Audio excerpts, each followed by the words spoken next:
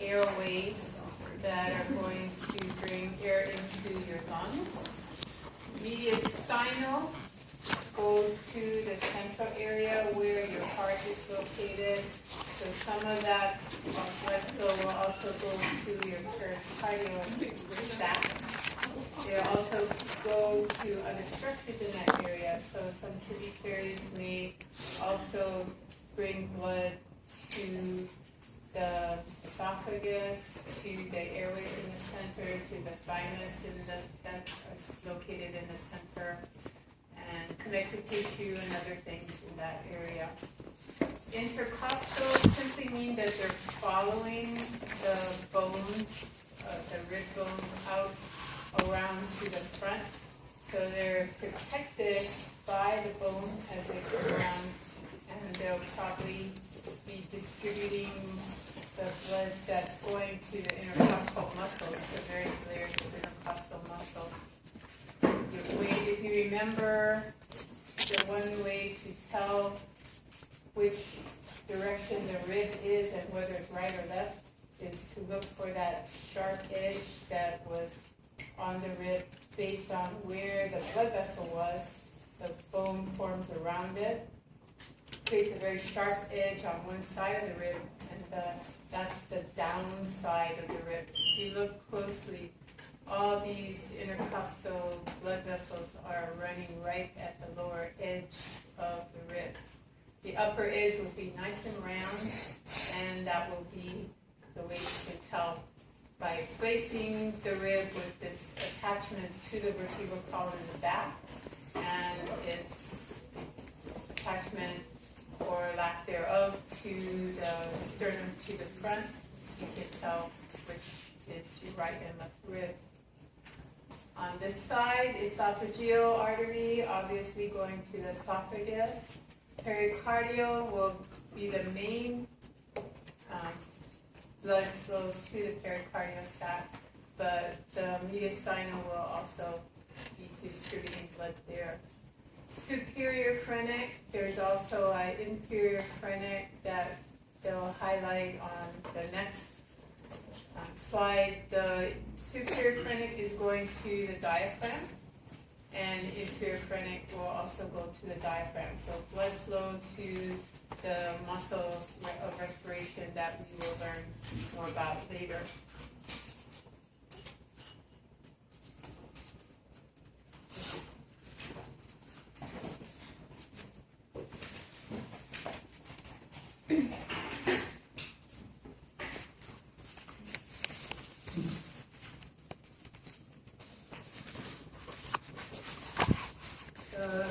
Next slide, inferior phrenic, celiac trunk.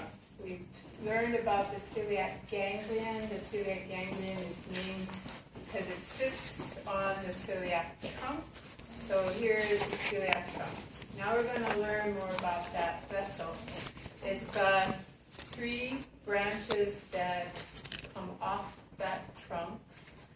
One is going to go towards the right side of the stomach and also go to the liver that has been removed here. It's called common hepatic. Common is the term that tells you it's going to branch. We had common carotid, which branched into internal and external carotid. Here it's going to branch into a right gastric and then a hepatic artery proper.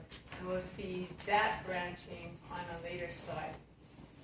The left gastric is going to go to the left side of the stomach. It's also going to be sending some blood to the pancreas.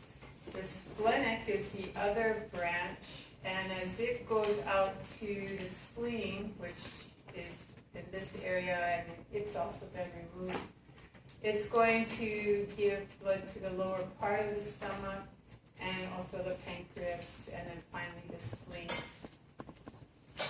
Superior mesenteric, the next blood vessel that comes off anteriorly from the abdominal aorta.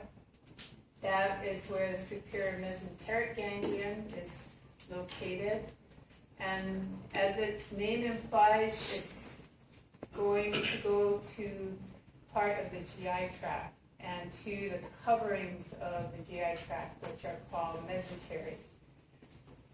It's also going to distribute blood to the majority of the small intestine and some of the large intestine, and that will allow those cells to remain active for digestive purposes and absorption.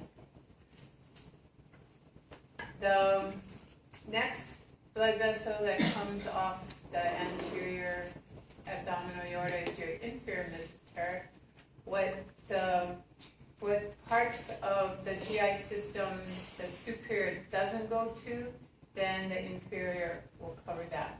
So everything that's sort of on the right side, the left side of your abdominal cavity, the last part of your transverse colon, your descending sigmoid colon, to the top of the sigmoid colon, and then the majority of the small intestine will be superior mesenteric's jaw. And then the rest of the small intestine, the rest of the colon, and then the ascending and the first half of the transverse, that will be covered by inferior mesenteric. When you get down to this level where the kidneys are, laterally we have the renal arteries, and then just above that, smaller little ones that go out and are headed for the suprarenal gland. So suprarenal arteries. These will be, we'll talk about those more when we get to the kidneys themselves. The lumbar arteries going to musculature in the lumbar region.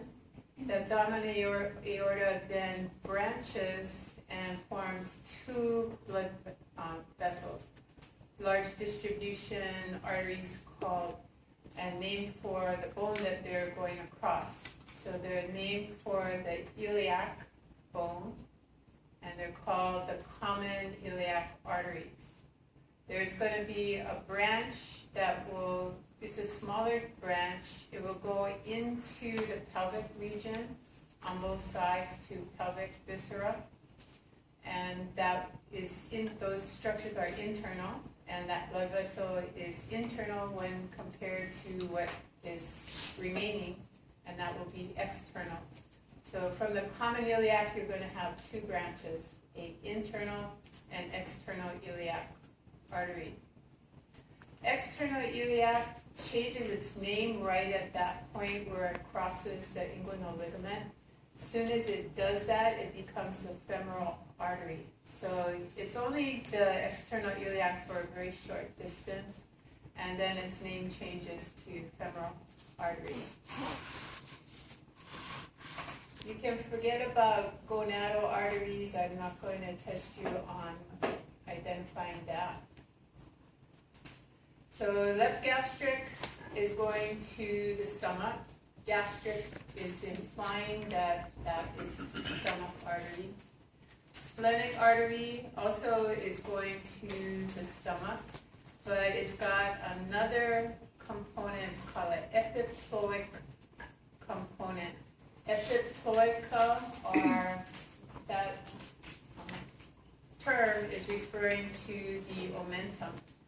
And this left side is this splenic artery, this branch is going to go to the greater omentum, which you don't know what it is now, but it's a fatty apron that is consisting of mesentery that's between your large intestine, small intestines, and your outer abdominal wall. So it's there as kind of a protection. It's got a lot of fat in it, and it drapes over the intestine, and it will come back to separate and go around your transverse colon. Splenic artery also is giving off to the pancreas. The common hepatic, it's going to have the right gastric artery that I mentioned, and then the hepatic artery proper that will go to the liver, And as this is going to the liver, it's going to give off a small artery that will go to the gallbladder. The gallbladder is a sac of fluid, which you can also call a cyst. So the name of the artery is the cystic artery. And then another tributary that is your gastroduodenal artery, and that's going to, again, to some of the stomach, as gastro is telling you, and then duodenal, which is the first part of the small intestine, the duodenum.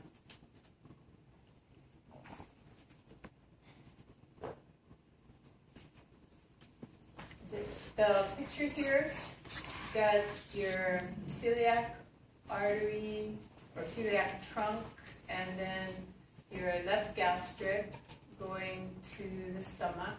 You've got your splenic artery going out towards the spleen. Now the spleen is there. As it's going out towards the spleen, it's also going to give some blood to the stomach. And then we've got the right branch, and that's your common hepatic artery, and that will branch to form a right gastric that will go to the stomach, and then a gastroduodenal artery that will go to the duodenum and the stomach, and then a common hepatic that will go to the liver and give off a small branch that will go to the gallbladder, which sits underneath the liver. Your superior mesenteric artery is going to go to the descending colon, part of the upper part of the sigmoid colon. You don't see, because it's been removed, the transverse colon. Transverse colon will come across in front of the stomach and then go down here and attach to that hole. So this hole and that hole will be connected by the transverse colon. And then the small intestine and the ascending blood vessel, ascending colon will be covered by the rest of the mesenteric artery.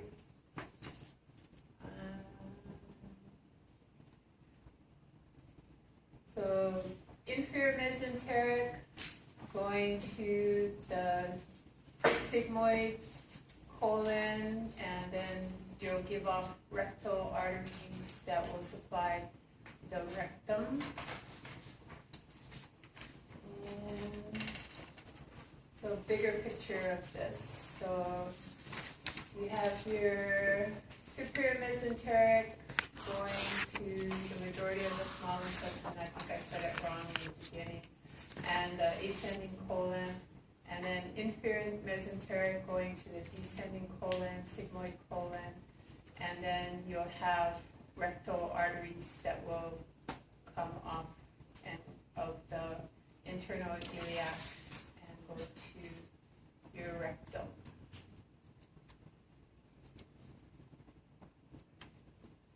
So just look at angiogram. You do angiograms when you suspect that blood flow is not getting to some part of the body. You put in contrast media so that the arteries will stand out and show up better on the x-ray. And then you look at it, you can look here, the renal arteries, and you can look down here, the mesenteric arteries. Is there a blockage in any of these? And maybe that would explain why somebody's having particular types of symptoms.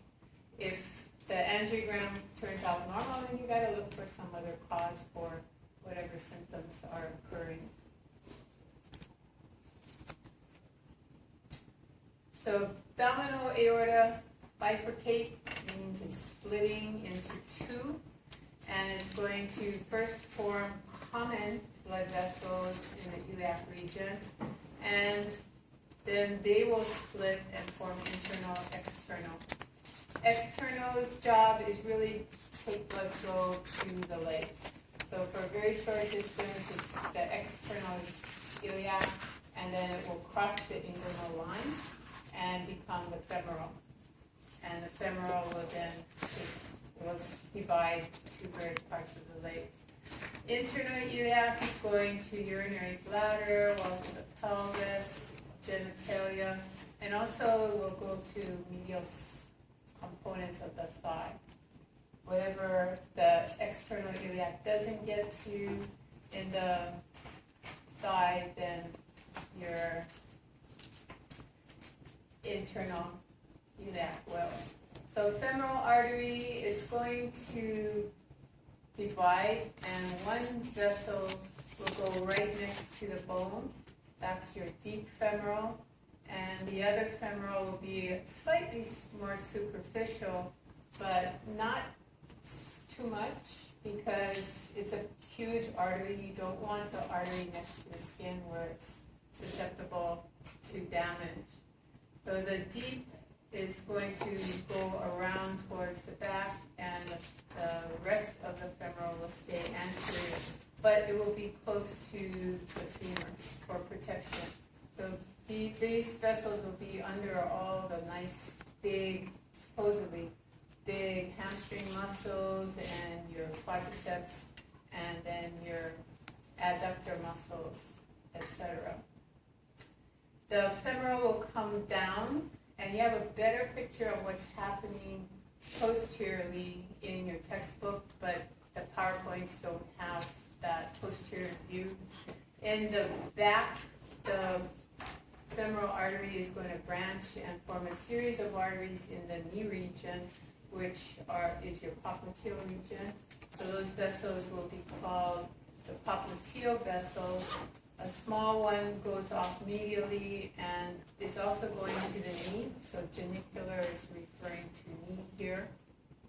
And then the femoral, once it crosses the popliteal, it's going to be called the tibial artery. There's going to be one that stays primarily posterior, runs down the back side of the tibia, and it will give off a fibular branch that will go off to the side to your fibularis muscles, and then the tibial artery also will branch and form an anterior tibial, which will come between the tibia and the fibula, and then run down the front of your leg. They both will anastomose down here, so the posterior tibial will come around and join with the anterior tibial, and they will then form what are called these plantar arches and dorsal arches, and also a network around the ankle that's called the dorsalis pedis. So all of these are anastomoses of the posterior and anterior tibial arteries. So again, any blockage, you would be able to get blood flow through the anastomosis. The anterior was blocked due to some injury. If the posterior was blocked due to some injury, you could get blood flow going through these arches or the dorsalis pedis and go to the blocked portion, go back towards the blocked portion of the arterial system.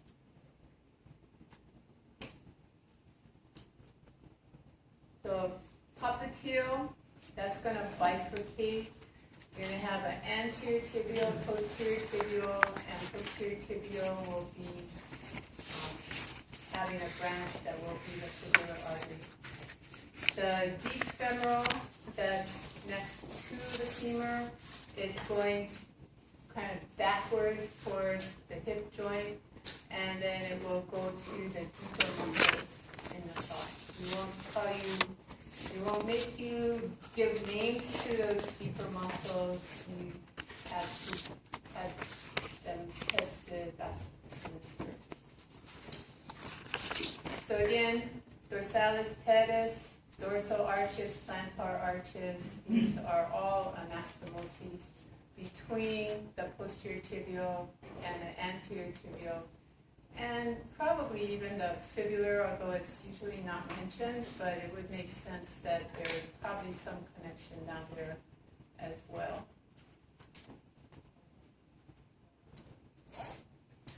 And you can take a look at this if you want to. It shows the relationship between the blood vessels and the nerves that are running in that same area. Also the muscles. So the muscles are going to help to protect these large blood vessels that are going down. And also, if you look closely, all these little red lines, that's your vasovasorum. You've got a huge muscular artery here, this femoral artery. Its wall is so thick that it's not, the outer layers are not getting any nutrition or oxygen from what's in the blood vessel. So that necessitates there being these blood vessels to that blood vessel on the outside. So it looks pretty smooth, they're pretty close to the blood vessel.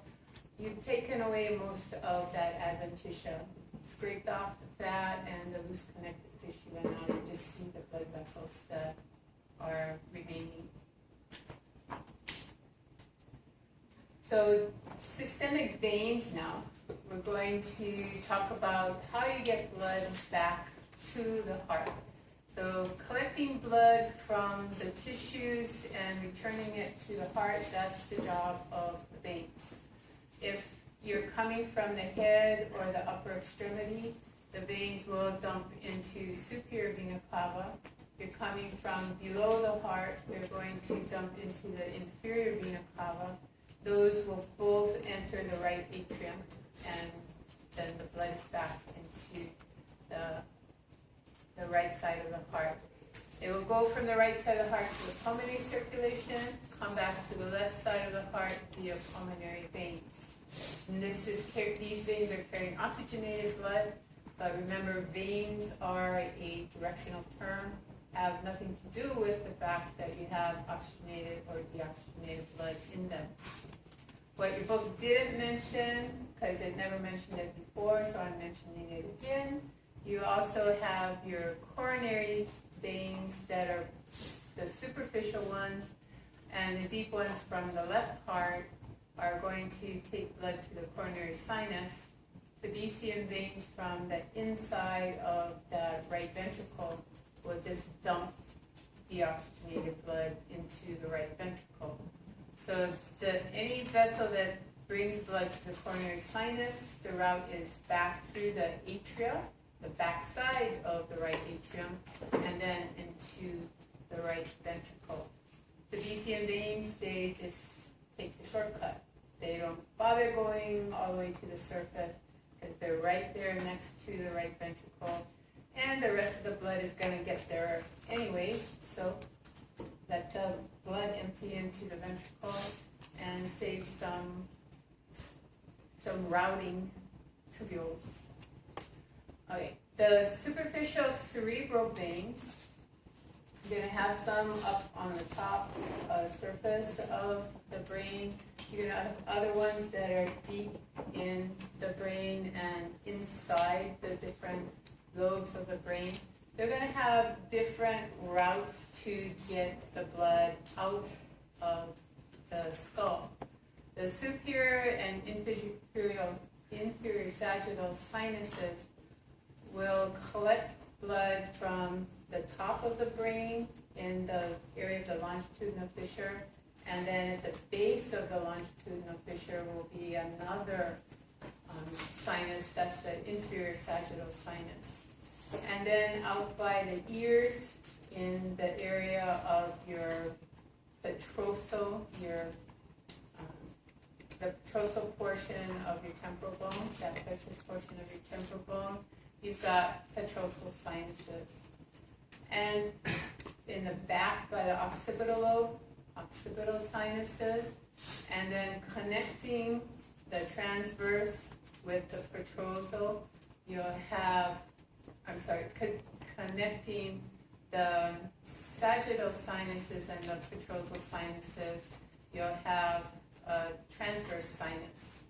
And a portion of that is kind of straight, so it's referred to as the straight sinuses. These are all headed towards your internal jugular vein. but some of them will also go, some of the blood, besides going through the internal jugular vein, a small portion will also go through the vertebral veins and parallel the vertebral arteries in the transverse foramen of the cervical vertebrae. Cavernous sinus, cavern in a canyon, excavate for mine. Anyway, a cavern is a big cave, so cavernous means it's a huge area. It's sort of in the center of the brain, around the area of your pituitary, your optic chiasm, your mammillary body.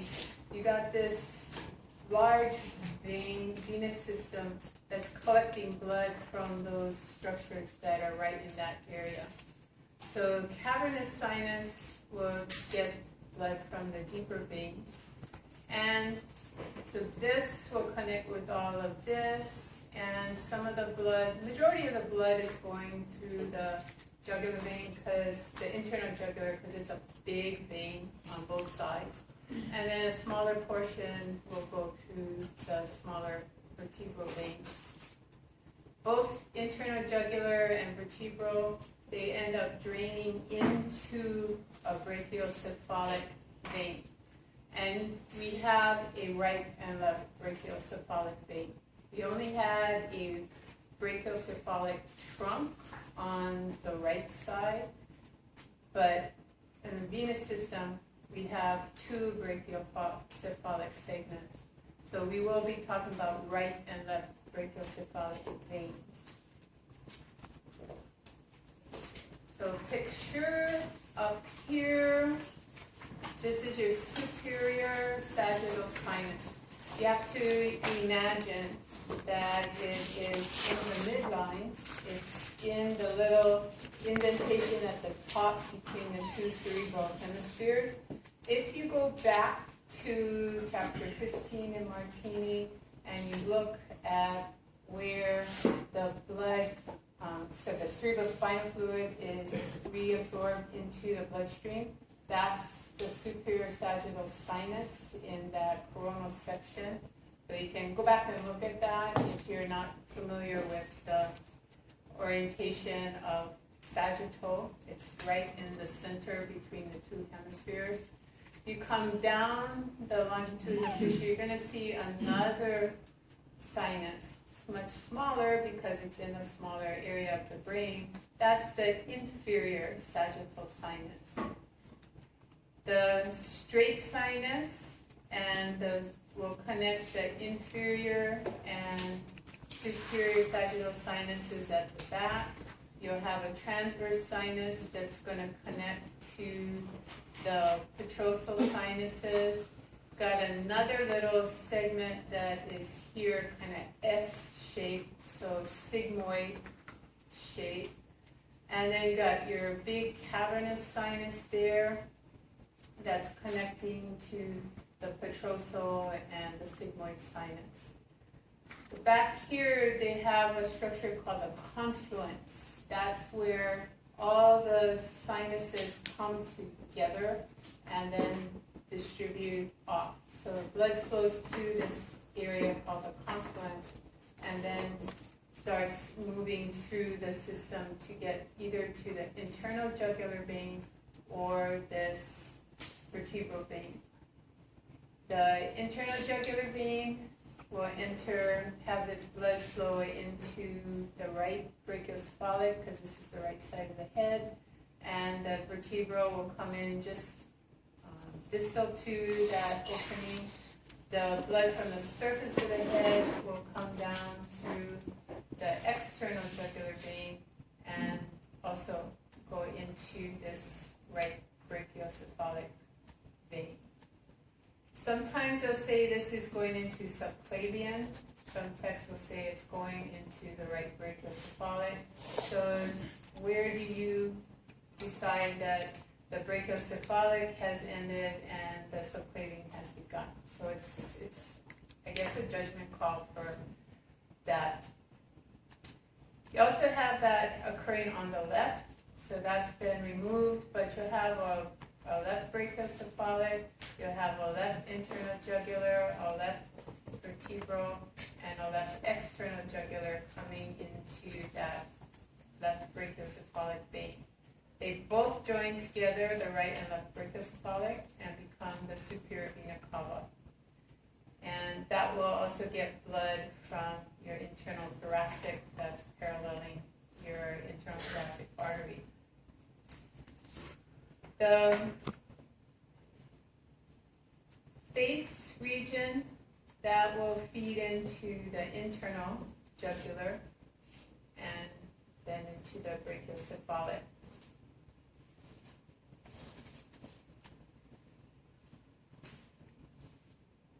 The external jugular is very superficial. Somebody asked me, oh, so when you slice somebody's neck, what are you cutting, the carotid artery or the jugular vein? Well, you're cutting the external jugular usually, unless you have a really sharp knife and can get through all the muscle, because you got to get through your sternocleidomastoid and your strap muscles to get to your carotid artery.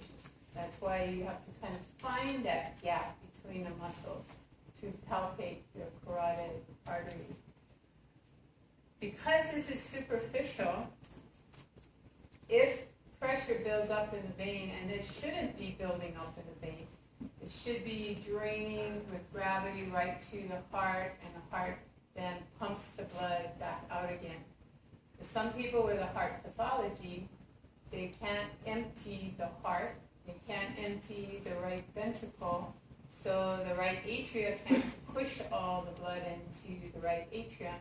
Every time the atria contracts, then blood is, since it's not going into the ventricle, it's going backwards up the inferior vena cava, and you're going to see it in this jugular vein.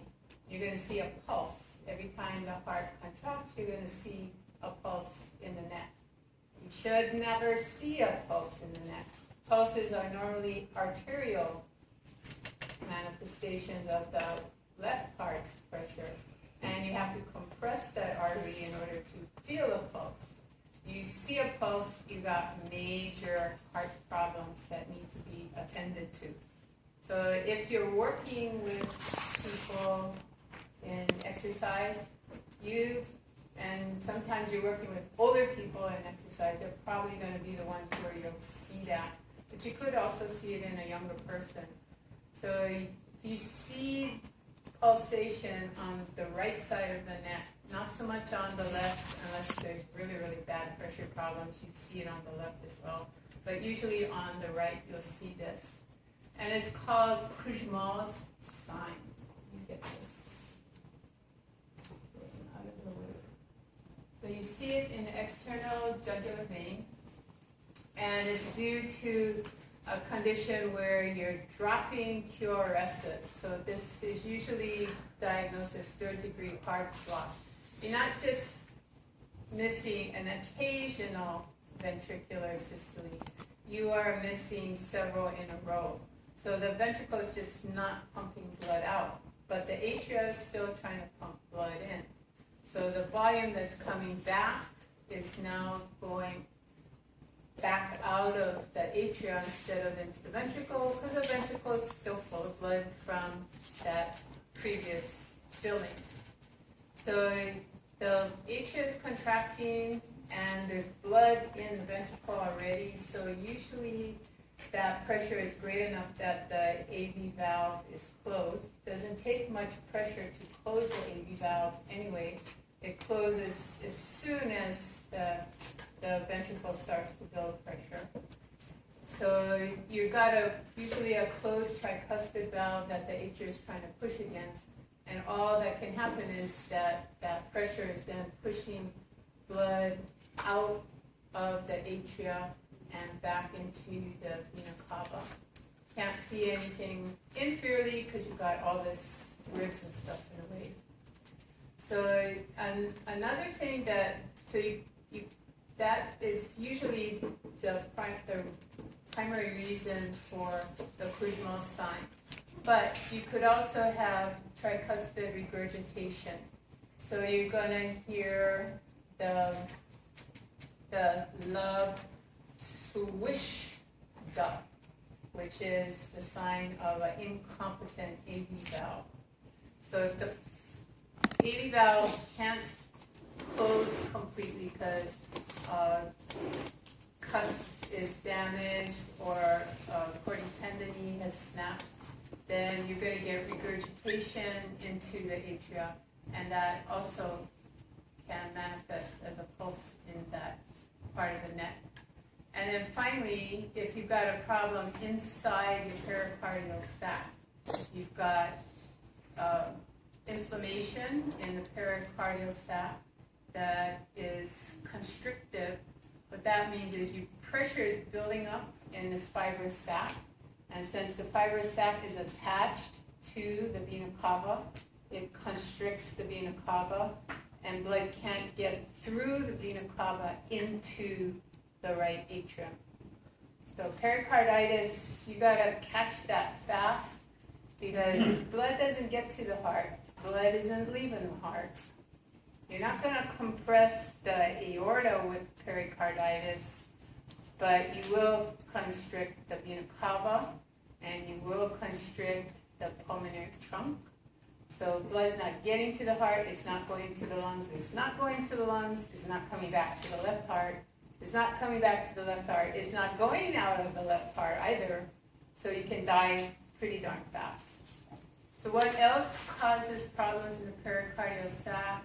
It could be that your fluid that's in there, that 10 to 30 mLs, is kind of drying up for some reason, and now the surfaces are rubbing together, and that's causing inflammation. That's referred to as epicarditis. And it also could be that you've got edema going in there, or you've got cancer going in there, and occasionally, freakily, your heart ruptures in the pericardial sac, and now you're bleeding into your pericardial sac. So somebody who's had several heart attacks and has a weak heart, it could be that the wall is actually rupturing and there's bleeding into the pericardial sac. And it could also be right heart failure. So right heart not being able to pump out, you'll see the Cushman sign.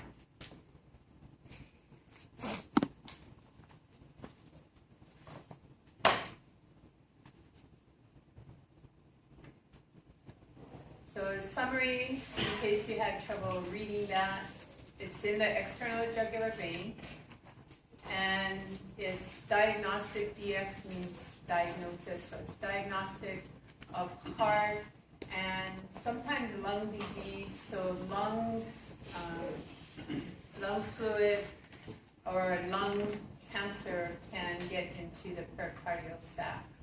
Also, third-degree heart block, where you're missing successive ventricular systoles. Problem with the tricuspid valve closing properly, so that when the ventricle does contract, blood goes backwards towards the atria. And then the pericarditis, effusions, which means fluid is building up, or due to pericarditis or to some other condition, and then right heart failure. I will test you on the dates, Cushman dates, but it's a long time ago he noticed that and then figured out what was causing it. So from your face, from your head, from the temporal region, you've got a temporal vein, and you've got facial veins and then lower jaw veins, and these are going to go into the facial vein, into the internal jugular, and the others are going to go into the external jugular vein. And we went over that. They drain into subclavian, according to this textbook. So upper extremity, starting down at your fingers, you've got digital veins paralleling the digital arteries, and they're going to go into those palmar arches. So paralleling the arterial arches, you're also going to have venous arches.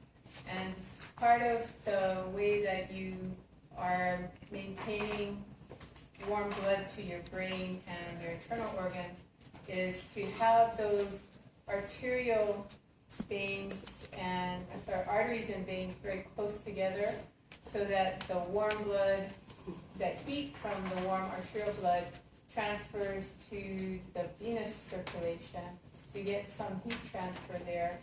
And also you're constricting the digital arteries, which are taking blood to areas that don't have a lot of fat. So some people, they do have kind of chubby looking fingers, but majority of people, you palpate there's no muscle in your finger. So the only thing that's there that is insulating is any superficial fat and connective tissue. So very easy to lose heat through your finger. So if your internal organs are at risk and their function is at risk, you sacrifice blood flow to your fingers.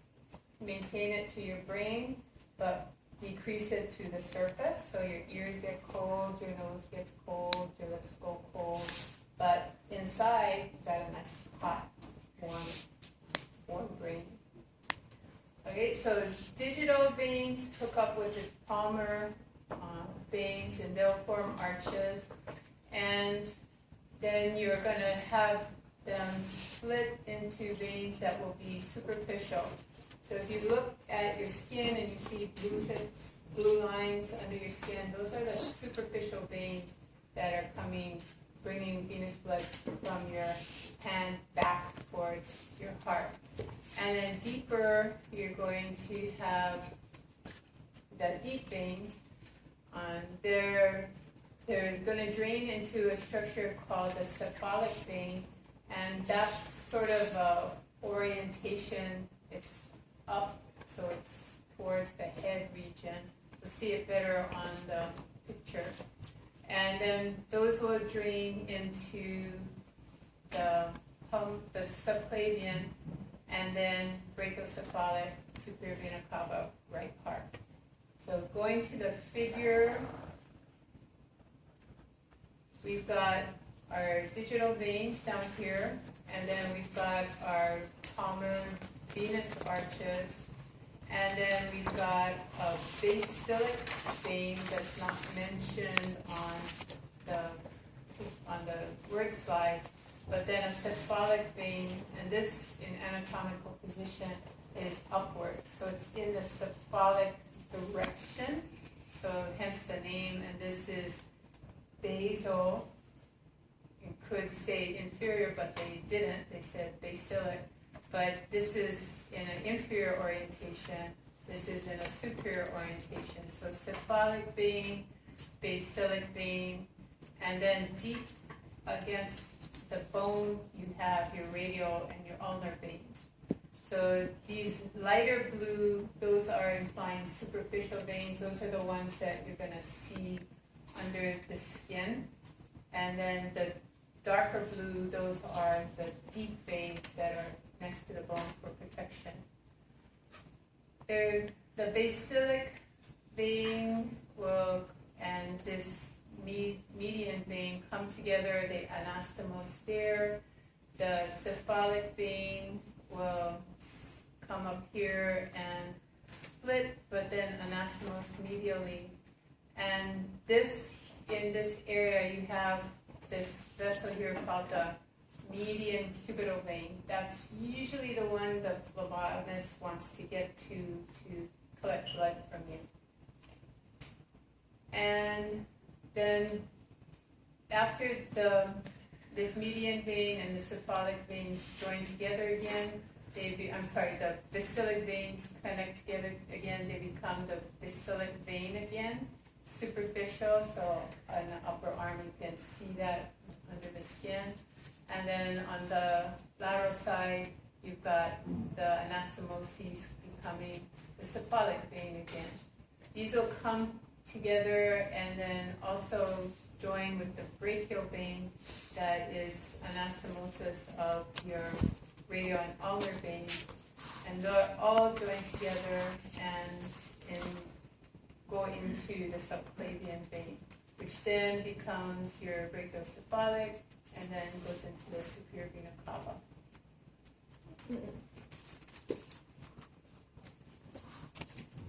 So superficial, then branch palmar, you get basilic, but also cephalic, and then axillary, subclavian, brachiocephalic, vena cava, right feature.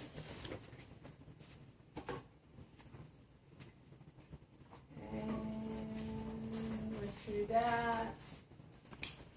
So closer view, got your cephalic, we've got your brachial, we've got your basilic. They're going to all come together in axillary region, and this vein here, this brachial and basilic for a short period of time before you get to the subclavian, you have an axillary vein.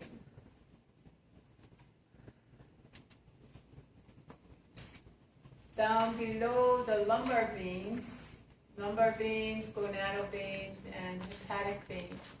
Do not confuse hepatic veins with hepatic portal veins.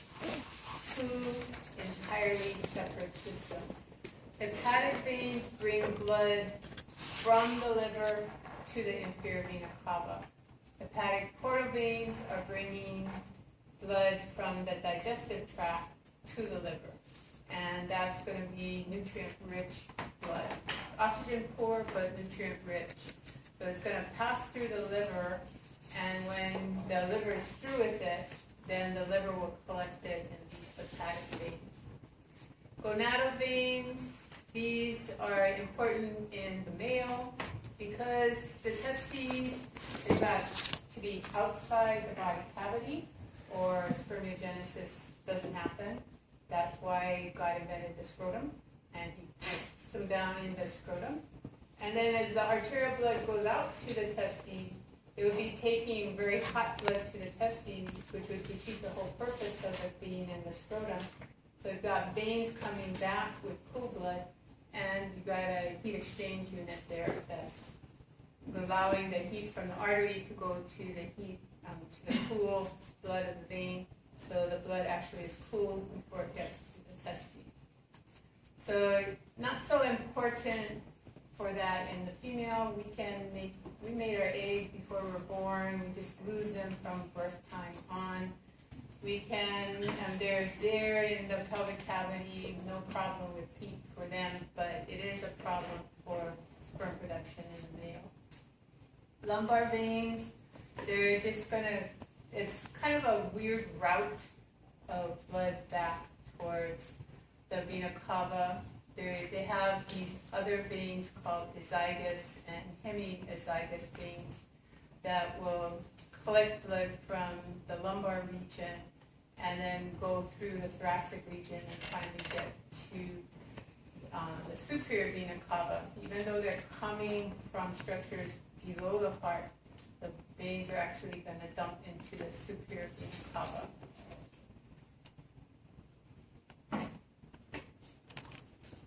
So starting, you have with the lower extremity, we've got digital veins again. So digital in the hand, digital in the foot.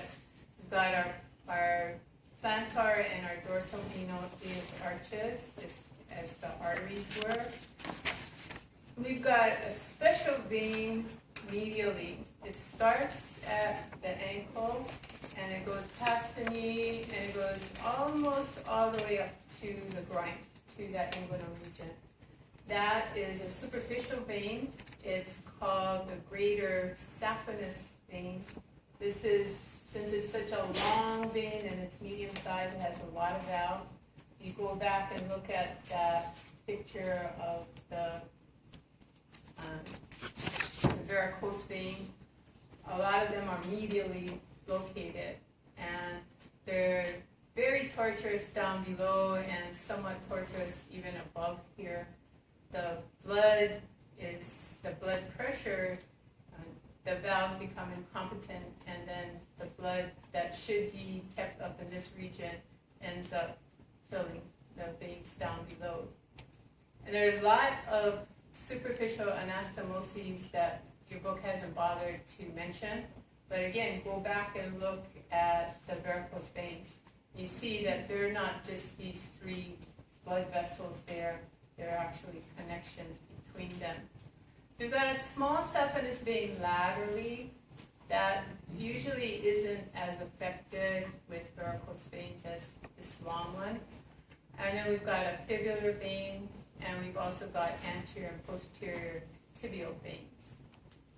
If you need coronary bypass, they will harvest the greater saphenous vein. It's nice and long, and so they don't know how many bypasses they're actually going to need when they get into the chest.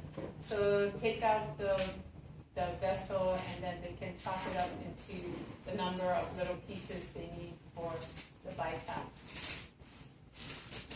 These will all join together, form with the deep femoral vein and these circumflex, and become the femoral vein that then, when it crosses that inguinal ligament, becomes the external iliac vein. It will join with the internal iliac vein and become the right, this is the right foot, so right common iliac vein.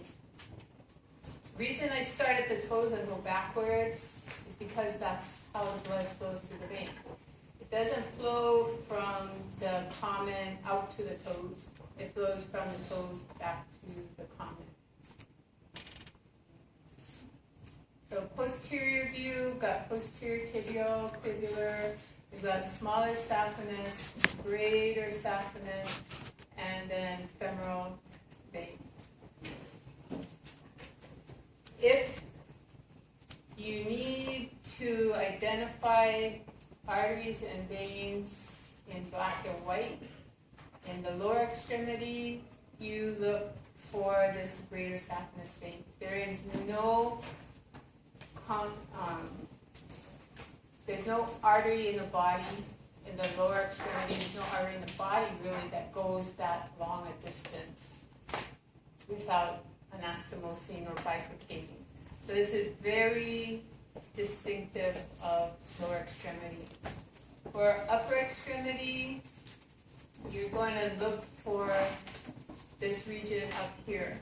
There are two recurrent arteries medially, but these aren't recurrent, they're just joining together. So this is distinctive.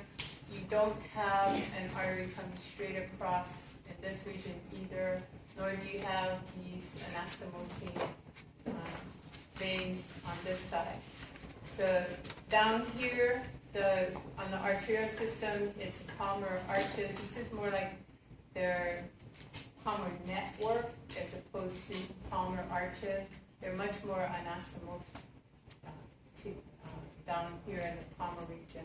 So that also is very distinctive. For the chest region, if you were on the arterial side, you'd see a candy cane. You'd see the aorta coming up, turning, and descending like a candy cane. When you see this Y, then you're on the venous side. You come back to the head,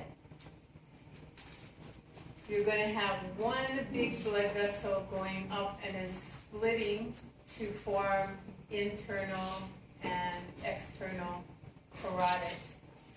Here we've got a vessel coming all the way down, and this one coming from the inside, joining with the face, going all the way down.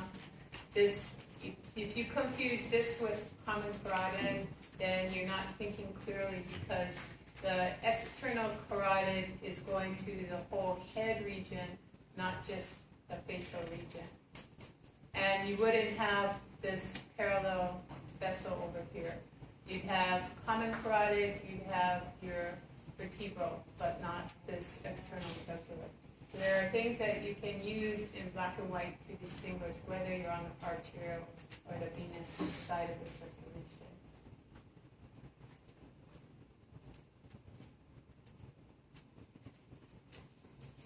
Okay. I don't know if it's going to work today, but we can give it a try.